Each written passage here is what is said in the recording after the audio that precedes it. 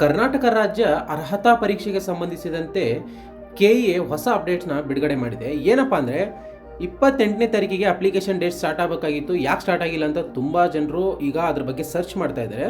So ಈಗ KEA ವೆಬ್ಸೈಟಲ್ಲಿ ಏನು ಅಪ್ಡೇಟ್ ಇದೆ ಅಂತ ಚೆಕ್ ಮಾಡೋಣ. ಸೊ ಫಾರ್ ದಿ ಫಸ್ಟ್ ಇದು ಕೆಇಎ ವೆಬ್ಸೈಟು ಹೋಮ್ ಪೇಜು. ಇಲ್ಲಿ ಬಂದು ಇಲ್ಲಿ ಕ್ಲಿಕ್ ಮಾಡಿ ಪ್ರವೇಶದಲ್ಲಿ ಹೋಗಿ ಇಲ್ಲಿದೆಯಲ್ಲ ಕರ್ನಾಟಕ ರಾಜ್ಯ ಅರ್ಹತಾ ಪರೀಕ್ಷೆ ಕೆಸೆಟ್ 2025 ಮೇಲೆ ಕ್ಲಿಕ್ ಮಾಡಿದ್ರೆ ನಮಗೆ ಲೈವ್ ಅಪ್ಡೇಟ್ಸ್ ಕಾಣಿಸ್ತಾ ಇದೆ. ಆ್ಯಕ್ಚುಲಿ ಇಲ್ಲಿ ಕೆಸೆಟ್ 2025 ಅಧಿಸೂಚನೆ 22/8/2025 ನೋಟಿಫಿಕೇಶನ್ ಆಗಿತ್ತು. ಅದರ ಪ್ರಕಾರ 28ನೇ ತಾರೀಕಿಗೆ ಅಪ್ಲಿಕೇಶನ್ ಸ್ಟಾರ್ಟ್ ಆಗಬೇಕಾಗಿತ್ತು. But due to some reasons ಅದನ್ನು ಸ್ಟಾರ್ಟ್ ಮಾಡಿಲ್ಲ.